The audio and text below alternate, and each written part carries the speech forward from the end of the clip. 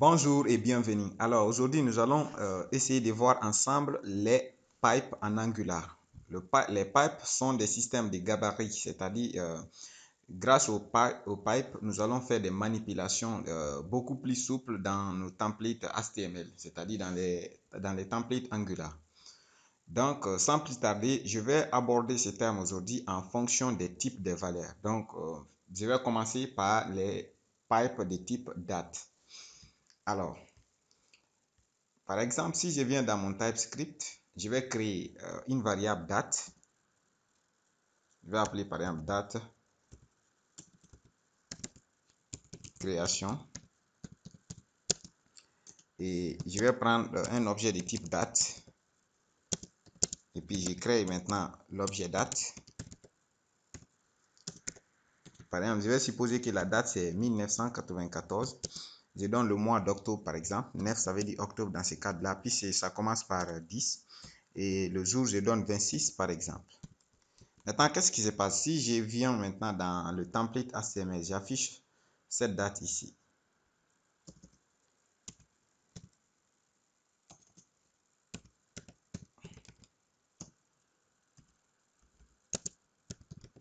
Je vais donner une classe container pour mettre des contours autour de la date pour que ça soit beaucoup plus lisible. Je vais créer une première ligne ici avec la classe row de Bootstrap. Et à l'intérieur maintenant, j'affiche un titre de niveau 1. J'ai dit par exemple date. Et puis, j'ai fait appel maintenant à mon objet ici. Je l'ai appelé date création.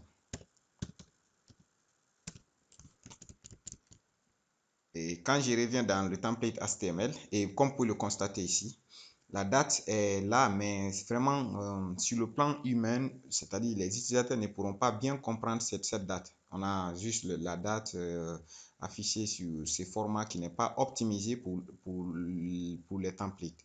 C'est là maintenant l'intérêt des pipes. Et premier pipe maintenant pour les dates, on prend avec la touche ArtGR F6, on a ce qu'on appelle le pipe et ensuite on donne le nom de notre pipe. Notre cas ici, c'est le pipe date. Une fois que j'ai fait ça, vous allez voir l'effet maintenant. Vous voyez, ça c'est le pipe de date par défaut. Ici, je vais essayer d'ajouter une petite marge top ici à 5. D'accord? Là, ici, comme vous pouvez le constater maintenant, c'est beaucoup plus lisible. On a octobre 26 et puis l'année 1994.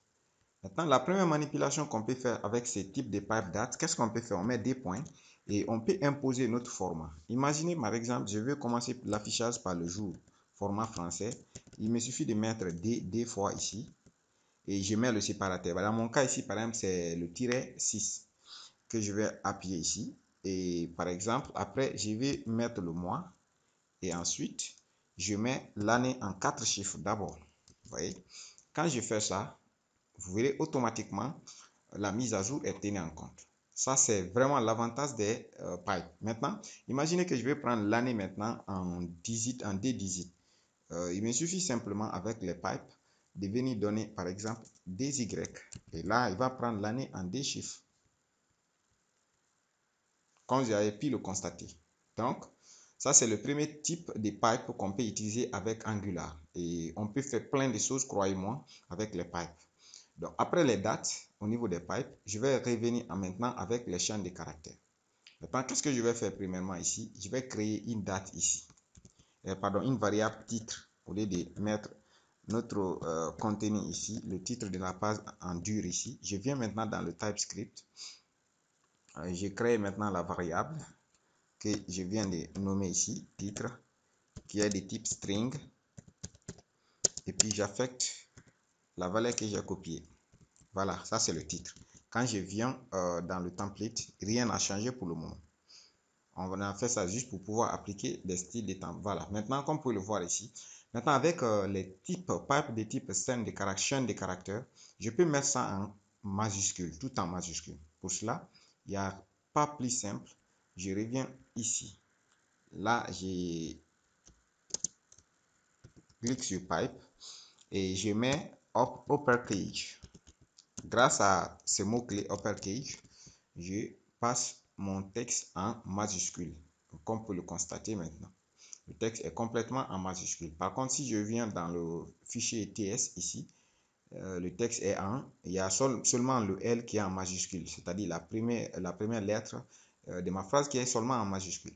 Maintenant, qu'est-ce qui se passe si je vais le mettre encore en minuscule? Il me suffit de venir prendre également lowercase. Et quand j'ai fait lowercase, il va convertir tout également en minuscule. Vous voyez déjà, avec les scènes de caractères, vraiment c'est super. Et maintenant, le troisième type ici, qu'est-ce que je peux faire? Je vais transformer ça en titre. Et simplement, c'est-à-dire le début de chaque mot en majuscule. Pour cela, j'ai fait simplement title case. Simplement. Title case. Et maintenant, il va prendre chaque début de mot en majuscule, comme vous pouvez le voir, L en majuscule, M en majuscule, D avec D en majuscule, ainsi de suite, comme vous pouvez le constater. La magie des pipes en Angular, vous voyez, c'est vraiment super. Donc, après les chaînes de caractères, je vais utiliser encore le pipe sur, par exemple, les nombres. Par exemple, premier type de nombres, je vais prendre avec les titres, par exemple. Et avec les prix, par exemple. Je suppose que je vais aller créer maintenant une variable prix. Pour le moment, je mets simplement ici prix. Et je vais dans le TypeScript ici. Je crée la variable prix qui est de type numbers. Et j'affecte par exemple une valeur. 1450. Quand je reviens, comme vous pouvez le voir, il y a 1450. Maintenant, avec le prix, je veux maintenant que le prix s'affiche en dollars, par exemple. Il me suffit de revenir avec le pipe currency et automatiquement, par défaut, il va me convertir cette somme, il va m'afficher cette somme en dollars. Regardez. Pour cela, je fais simplement currency et là, le tour est joué. Comme vous pouvez le voir maintenant, il a converti automatiquement en dollars. Donc, qu'est-ce que se passe si je veux convertir en euros, par exemple? Je mets encore des points comme on l'a fait avec les dates. Et puis, j'indique euros. Et automatiquement, ça va passer en euros. Et comme vous l'avez pu constater, il y a le signe euro qui est là maintenant. Ainsi de suite.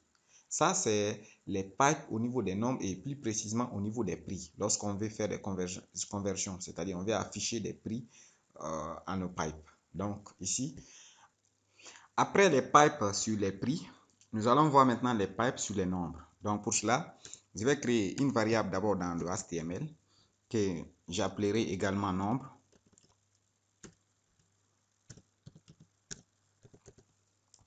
Voilà, je reviens dans le TypeScript. Je crée ce nombre déjà qui est là. Imaginez, je vais prendre pour le moment, je vais prendre des chiffres. Et je reviens et vous voyez le nombre que j'ai saisi tel quel ici. C'est-à-dire 18.57. Donc, quand je reviens dans le Angular, le HTML maintenant, je veux faire quoi d'abord? Premièrement, je prends le pipe numbers ici et je passe maintenant les paramètres. Ici, je veux que le nombre prend 3 digits avant et 3 digits après. Vous voyez? Quand je viens là, j'ai des digits et des digits. Ça fait le tout 4 digits. Mais maintenant, qu'est-ce que je viens de faire? J'ai dit qu'ici maintenant, plutôt prendre 3 digits là avant la virgule et 3 autres digits après la virgule. C'est ce que je viens de traduire par ces pipes 3, 3. Donc quand j'enregistre, automatiquement Angular va rafraîchir et vous verrez maintenant qu'on a 0 avant 18 et après on a 0 après 57. Maintenant, qu'est-ce que je peux faire encore? Mais malgré que je viens de mettre 3 maintenant, si je veux, je pouvais encore limiter ici le nombre de digits après la virgule. Je vais dire maintenant par là, le minimum c'est 3 et le maximum c'est 5. Si je reviens dans le TS ici, j'ajoute maintenant plein de nombres. Plein de nombres. Angular va s'en foutre et va prendre juste 3 chiffres après la virgule et 5 chiffres après la virgule. Après ces 5 chiffres, il ne va rien d'autre prendre. Je m'excuse, je vais enregistrer. Voilà.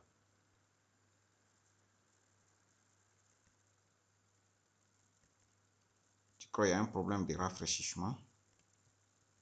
Bon.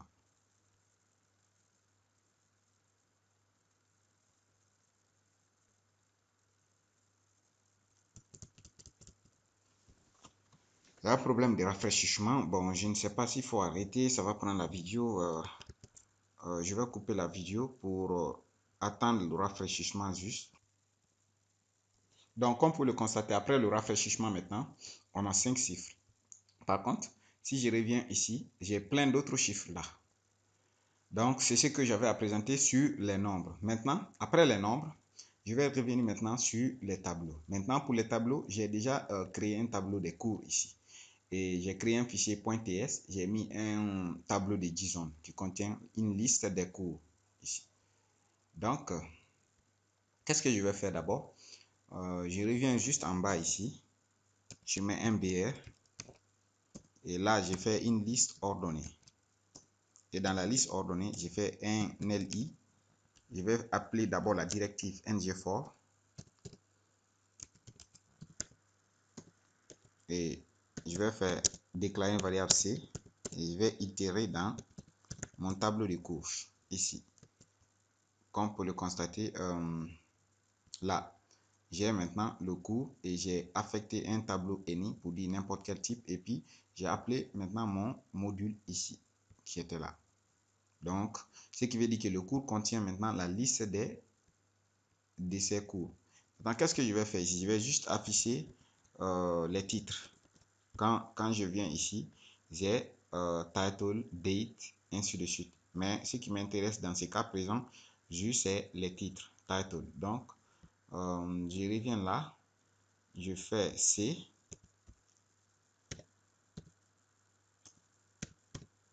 title. Et Angular va m'afficher la liste des titres des cours, comme vous pouvez le constater maintenant. J'en ai vraiment une soixantaine de cours. Donc, j'ai 70 ici. Maintenant, avec les pipes, regardez, on peut faire encore beaucoup plus mieux. Regardez, je pouvais choisir un certain nombre de cours. Regardez que quand je viens dans le HTML, je pouvais prendre à partir de la cour 6, c'est-à-dire data structure, ici, list, et me limiter juste à partir de,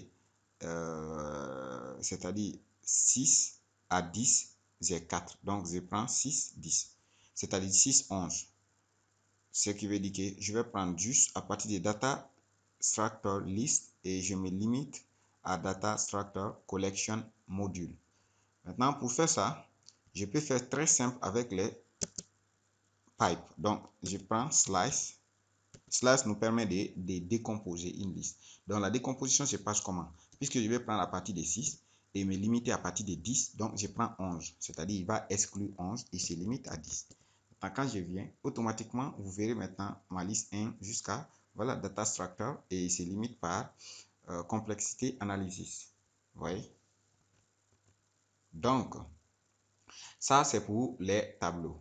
On peut utiliser slash. Maintenant, après les tableaux, je pouvais encore utiliser autre chose. Quand je reviens dans la structure maintenant, je vais travailler avec des objets. On peut utiliser slash également avec les objets. Imaginez que je vais prendre juste le premier objet qui est là, qui contient weekend, date, title, link et link iframe. Maintenant, pour prendre juste soit les clés, soit les valeurs, je peux utiliser également les pipes avec des objets. Donc, pour cela, je reviens ici. Je ne vais plus itérer dans la liste des tableaux, mais plutôt, je prends le premier objet et maintenant, il y a un autre pipe qu'on appelle key-value. C'est-à-dire, il va décomposer chaque objet en clé-valeur. Key-value. Et maintenant, quand je reviens, ce ne serait plus ici qui est title, mais plutôt, je vais afficher juste les clés. C'est-à-dire, weekend, date, title, link, link iframe. Maintenant, c'est ce que je viens d'afficher maintenant. Comme vous pouvez le voir, on a on a date, on a link, on a iframe et on a titre. Maintenant, pour le premier coup, si je vais afficher également les valeurs, il me suffit simplement de revenir faire une concaténation ici. Par exemple, plus des points. Et puis, je fais C, values simplement. Et là, il va afficher aussi la valeur de chaque élément devant. Des points égales, il met la valeur. Et comme on peut le voir, date, il a mis la valeur de la date. Link, il a mis la valeur de lien. Link iframe également, même chose. Title, même chose. Et weekend, même chose, puisque c'est le premier que j'ai pris. Donc, comme vous avez pu le constater, les pipes sont vraiment une révolution dans Angular. Et en plus aussi, on peut créer nos propres pipes et les personnaliser. Mais cela va faire l'objet d'un autre cours pour ne pas très allonger. Arrivé là, je vous remercie pour votre temps et merci infiniment. À la prochaine.